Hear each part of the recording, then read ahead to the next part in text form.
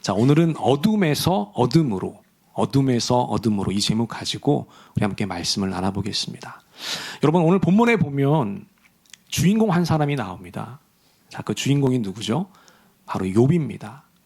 근데 이 욥은요, 우리가 성경을 보게 되면 굉장히 특별한 사람이라는 것을 알게 돼요. 어떤 면에서 보면 매우 희귀한 사람이라고도 할 수 있습니다. 왜 그러냐면 인간이 갖춰야 될 모든 것들을 다 갖고 있기 때문이죠. 부족한 것이 없던 그런 사람이었어요. 뭘 갖고 있었느냐?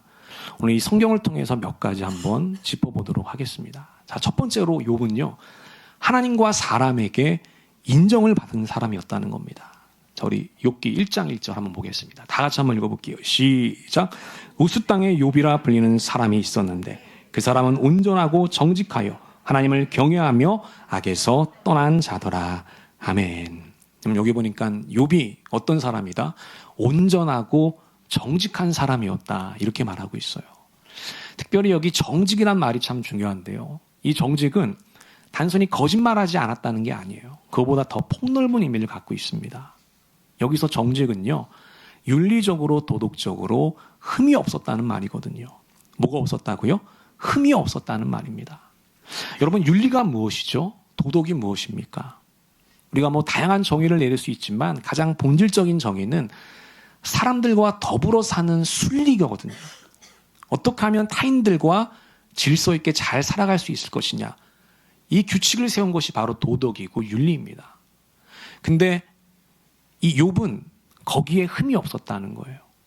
그러니까 쉽게 말해서 욥은요, 다른 사람들과 불화가 없었다는 것이죠. 주변 지인들과 아주 좋은 관계를 맺고 살아갔다고 하는 것입니다. 게다가 방금 읽은 1절에 보니까요, 하나님과의 관계도 좋았습니다. 하나님을 경외했다라고 나오죠. 여러분, 경외가 무엇입니까? 하나님을 두려워하는 것이죠. 하나님을 무서워할 줄 아는 사람이었다는 겁니다. 하나님을 어려워할 줄 아는 사람이었다는 거예요. 어떻게 보면 우리들은 참 하나님을 조금 쉽게 생각할 때가 있어요. 너무 사랑의 하나님이 강조되기 때문이죠. 근데 하나님은 우리와 질적으로 아예 다른 분이죠. 우리의 주인이 되신 분이고 우리의 창조주가 되시는 분이거든요. 그러니까 우리가 하나님을 조금 어려워하는 마음이 있어야 되는 거예요. 어떻게 보면 그게 경외일 수도 있습니다. 욥이 그랬다는 거예요. 그래서 하나님이 싫어하시는 저 악에서 떠난 자였다. 이렇게 말하고 있습니다. 그러니까 욥은 하나님과 사람들 사이에서 다 좋은 관계를 맺고 살아갔던 사람, 인정을 받았던 사람이라는 거예요. 이게 욥의 모습입니다. 여러분, 둘째로 욥은요, 세상에서 형통한 사람이었다는 겁니다. 자녀들도 알맞게 낳았고요, 또 많은 재산들도 축적했습니다. 게다가 욥의 명성도 자자했죠. 우리 그 다음 구절 한번 보겠습니다. 다 같이 읽어보겠습니다. 시작. 그에게 아들 7과 딸 3이 태어나니라. 그의 소유물은 양이 7,000마리요, 낙타가 3,000마리요, 소가 500결이요, 암나귀가 500마리이며 종도 많이 있었으니 이 사람은 동방 사람 중에 가장 훌륭한 자라. 아멘. 여러분, 사람의 인생에서 언제 가장 보람을 느낄까요?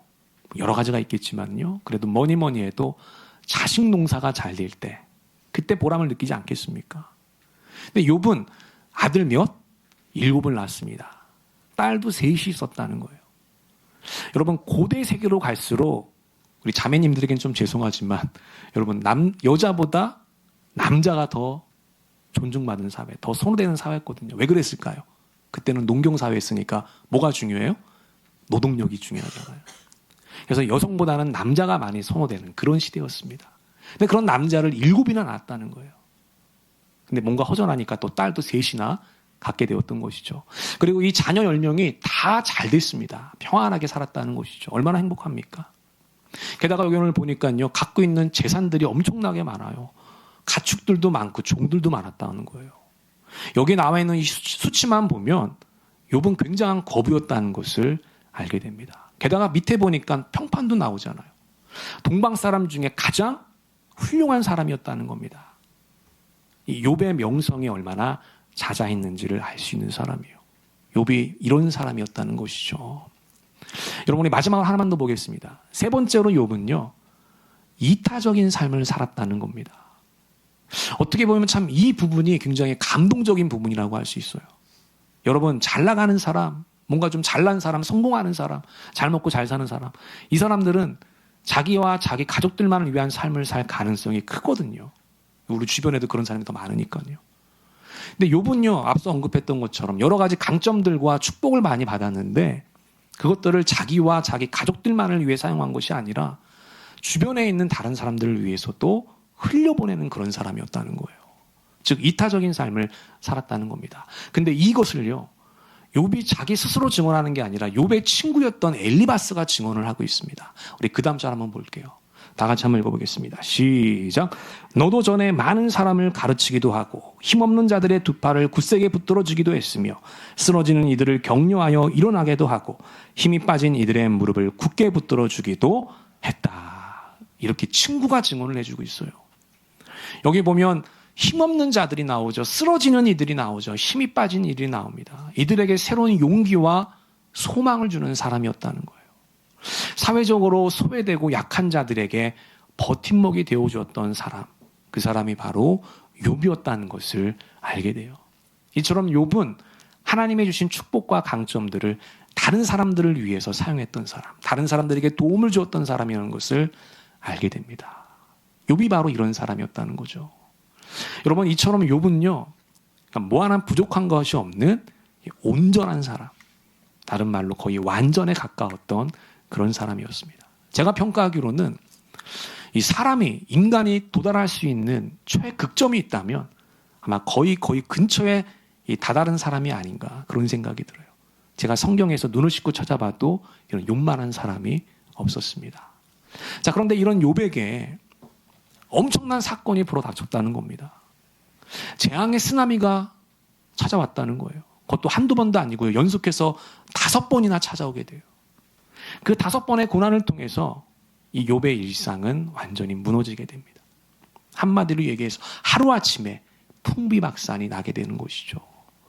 금쪽 같은 10명의 자녀들 다 잃어버렸습니다. 그 많던 재산과 종들 하루아침에 날아가 버렸어요. 그리고 욥이 평생을 함께했던 그 사랑스러운 파트너, 여러분 누굽니까? 욥의 아내죠. 그 아내가 어떻게 했어요? 하나님과 욥을 저주하고 욕하면서 떠나가 버렸거든요. 뒤도 안 돌아보고 떠났습니다. 그리고 욥 자신은 어떻게 됐습니까? 악성 종기가 나서 온몸이 만신창이가 되어버렸거든요. 그러니까 진짜 하루아침에 운명이 바뀌어지게 됐던 거예요. 최극점에 있던 사람이 더 이상 떨어질 수 없을 정도의 밑바닥까지 떨어지게 됐다고 하는 것이죠. 여러분, 이런 고난과 이런 욥의 고통은요, 우리들에게 많은 점들을 시사해 줍니다. 정말 다양한 주제를 꺼내서 이야기해 볼 수 있거든요. 근데 오늘은 저는 이 욥의 고난을 통해서 2가지 질문을 던지고자 합니다. 이 2가지 질문을 통해서 도대체 욥의 고난이 무엇인지 그 의미에 대해서 한번 찾아보고자 합니다. 우리 함께 말씀을 나눌 때에 여러분 각자에게 주시는 하늘의 음성과 감동이 있게 되시기를 우리 주님의 이름으로 간절히 축원하겠습니다. 자, 첫 번째 질문입니다. 첫 번째 질문은 이것이죠. 고난은 왜 찾아오는가입니다. 한번 따라해 볼까요? 고난은 왜 찾아오는가? 한 번 더. 고난은 왜 찾아오는가? 여러분, 고난은 왜 찾아오는 걸까요? 우리가 일상생활 하다 보면 뭐 크고 작은 고난들이 찾아오잖아요. 도대체 이 고난은 왜 찾아오는 걸까? 지금도 이 문제는 철학자들의 중요한 이슈 중에 하나입니다. 왜 인간은 고통을 겪는가? 여러분, 사람들은 혹은 우리들은요, 고통을 느낄 때 그거를 고난이라고 평가합니다. 그렇죠? 어떤 경우로든 고통을 느껴야 그게 고난이고 시련이고 역경이라고 얘기해요. 자, 그러면 그 고통은 어떻게 찾아오게 될까요? 자, 우리에게 고통이 찾아오는 몇 가지 중요한 통로들이 있습니다. 자, 그 중에 하나는 뭐냐면 어떤 잘못이나 실수를 통해서 찾아오는 고통이 있다는 거예요. 대표적인 예로 질병과 사고 같은 것들입니다. 질병과 사고. 여러분 잘 생각해 보십시오. 질병과 사고는 어떤 부주의함 때문에 일어난 것이거든요. 그게 내 부주의함이 됐던 타인의 부주의함이 됐던 이런 부주의함들이 내가 알 수도 있고 모를 수도 있어요. 어쨌든 계속 누적이 되는 겁니다. 그러다가 임계점을 돌파하게 될 때 그때 터지게 되는 것이거든요. 때로는 질병으로 터지게 되고 하고 때로는 사고로 터지게 되기도 하는 거죠. 이럴 때 우리는 고통을 느끼게 된다는 거예요. 그리고 또 하나가 있습니다. 또 하나는 인간이 죄를 짓게 될 때 고통이 찾아온다는 거예요. 뭐를 짓게 될 때? 죄를 짓게 될 때 고통이 찾아온다는 거죠. 여러분, 사람이 죄를 지면 누가 심판할까요? 네? 누가 심판하죠? 하나님이 심판하시죠. 네, 또 누가 심판합니까? 사람도 심판하거든요. 여러분들이 죄를 지면 여러분들은 고소고발을 당할 겁니다. 그리고 법정에 서게 되고 징역형을 살 수도 있거든요. 어쨌든 우리가 죄를 짓게 되면 하나님이 심판하든 사람이 심판하든 그 심판으로 인해서 우리는 몸과 마음의 고통을 느낀다는 겁니다. 자, 이렇게 크게 두 가지 범주로 우리가 나눠볼 수 있는데 어떤 경우가 됐건 공통점이 하나 있어요. 그게 뭐냐면 대부분의 그 고통의 원인을 알 수 있다는 겁니다. 원인을 알 수 있어요. 대부분. 자, 우리가 질병으로 인해 고통을 당합니다.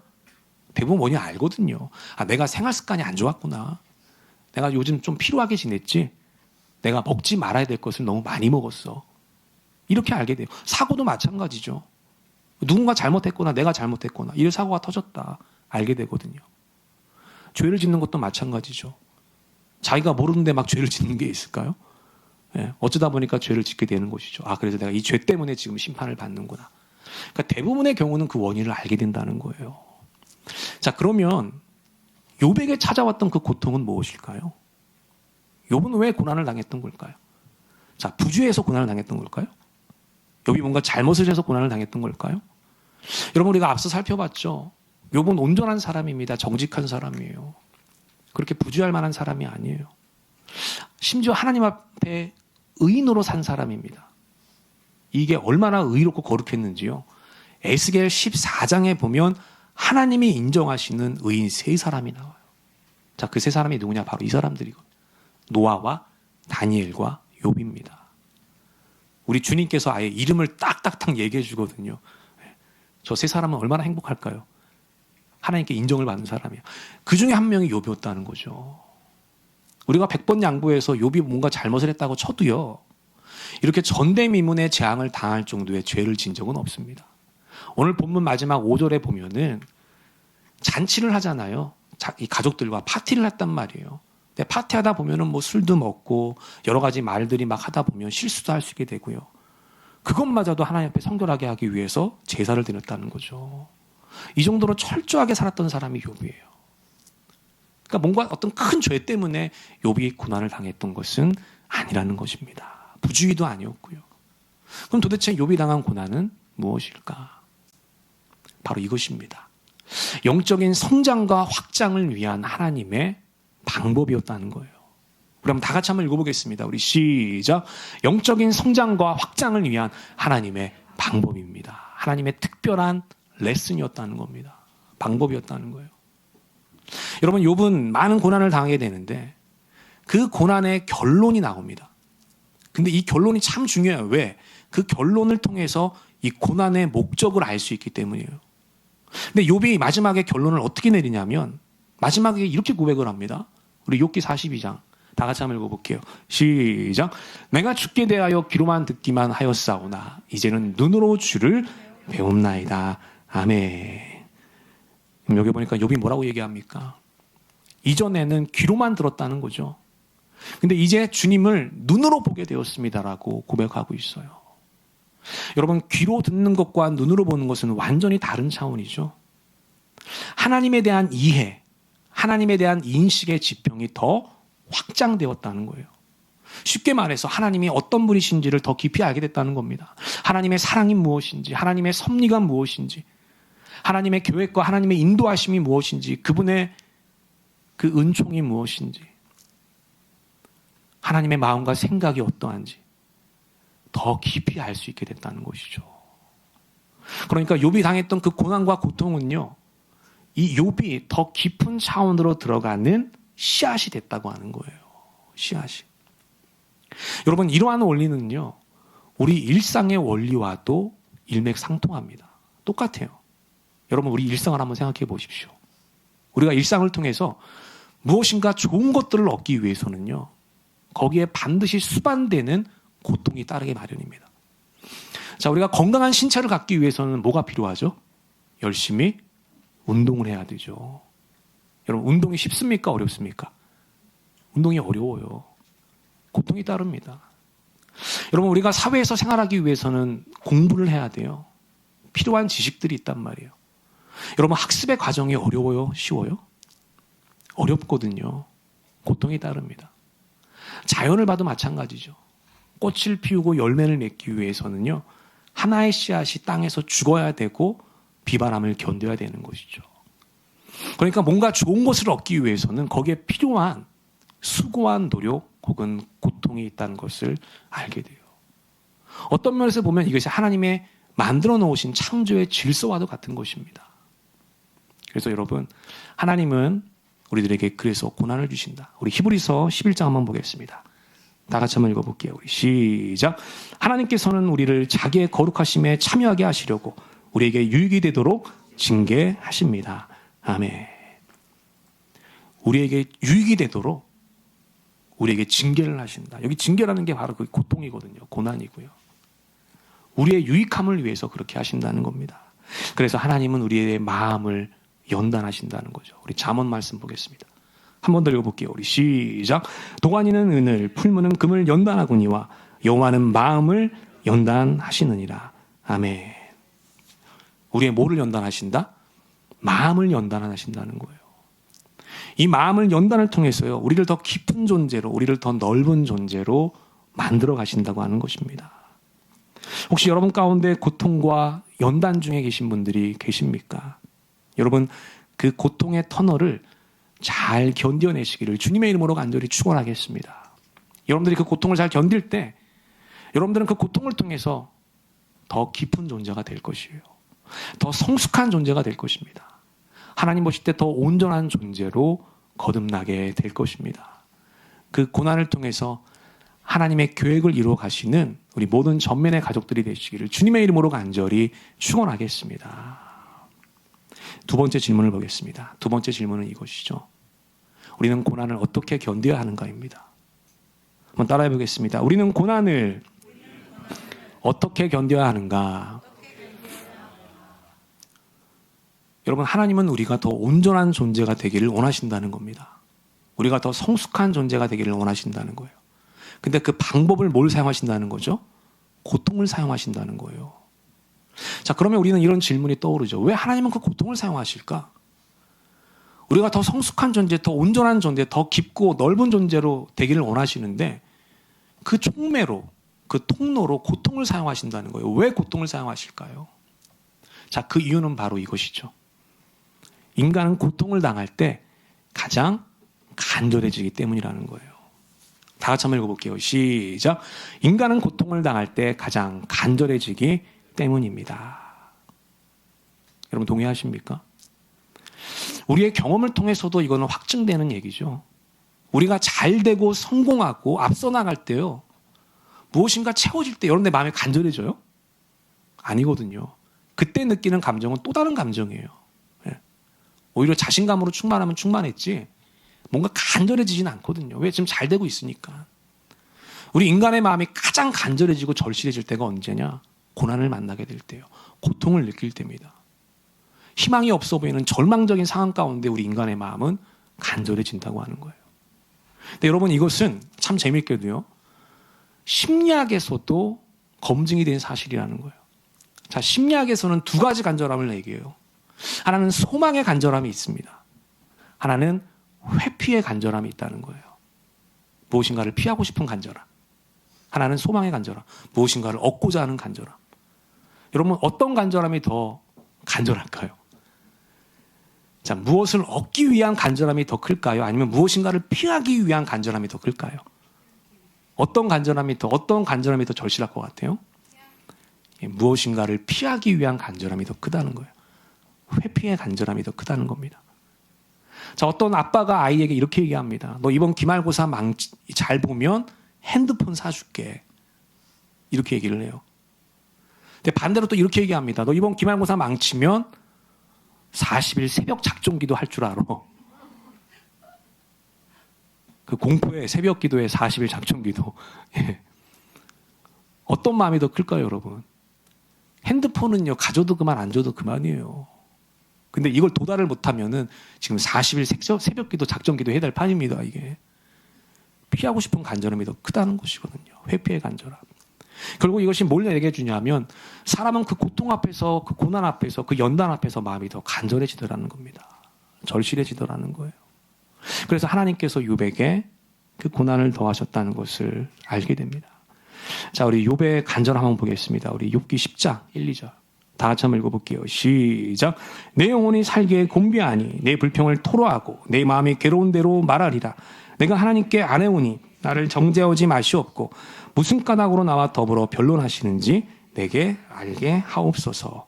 아멘. 이 말씀에 보면 이 욥의 애절함이 보이죠. 간절함이 보입니다. 여러분 욥기를 보면은요, 욥이요 하나님 앞에서 때로는 불평을 토로하고 때로는 하나님께 적대감을 보일 때도 있어요.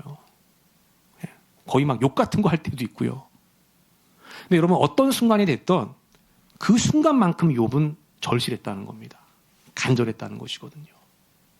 그게 하나님이 원하셨던 마음이었다는 거예요. 그 간절한 마음을 원하셨다는 거예요. 그 마음이 간절해져야 하나님을 만날 수가 있기 때문인 것이죠. 혹시 여러분 가운데 고통 가운데 있는 분들이 계십니까? 여러분 그 고통이 어떤 고통이든지 하나님 앞에 다 내어 쏟게 되시기를 주님의 이름으로 간절히 축원하겠습니다. 불평도 좋습니다. 적대감도 좋습니다. 여러분들의 갖고 있는 그 마음과 생각을 솔직하게 간절한 마음으로 절실하게 쏟아내 보십시오. 그때 하나님이 여러분들의 그 중심을 보시고 찾아오게 되는 거예요. 그리고 그 간절함을 통해서 여러분들은 한 단계 더 업그레이드 되는 사람이 된다고 하는 거예요. 더 깊은 차원으로 들어가게 된다는 것입니다. 성숙한 사람, 영적인 사람, 온전한 사람으로 거듭날 수 있다고 하는 거예요. 그래서 여러분 우리가 그렇게 하면은 어떻게 되느냐? 바로 이렇게 된다는 거죠. 어둠에서 어둠으로 간다고 하는 것이죠. 다 같이 한번 읽어볼게요. 우리 시작. 어둠에서 어둠으로 갈 것입니다. 아멘. 여러분들이 그 어둠에 머물러 있지만 않게 된다는 거예요. 그 어둠이 결국에는 여러분들에게 어떤 것들을 얻어주는 그 어둠이 된다고 하는 것입니다. 더 거룩함, 더 성숙함, 더 온전함, 더 깊음, 더 넓음, 이런 하나님이 주시는 좋은 것들을 얻게 된다고 하는 것이에요. 그래서 오늘 설교의 주제이기도 하죠. 어둠에서 어둠입니다. 저는 우리 모든 전면의 가족들이 지금 여러분들이 당면에 있는 그 어둠에서요, 어둠으로 나갈 수 있게 되시기를 주님의 이름으로 간절히 축원하겠습니다. 그렇게 될 때 우리는 하나님 앞에 더 거룩한 존재가 될 것이고요, 하나님을 닮아가는 존재가 될 것이고, 또 주님의 뜻을 이루는 거룩한 하나님의 자녀가 될 줄로 믿습니다. 새롭게 시작하는 이번 한 주 하나님을 붙잡고 간절한 마음으로 살아가셔서 하나님의 놀라운 은혜와 축복을 누리는 여러분 모두가 되시기를 우리 주님의 이름으로 간절히 축원하고 기도하겠습니다. 아멘. 우리 기도하겠습니다. 하나님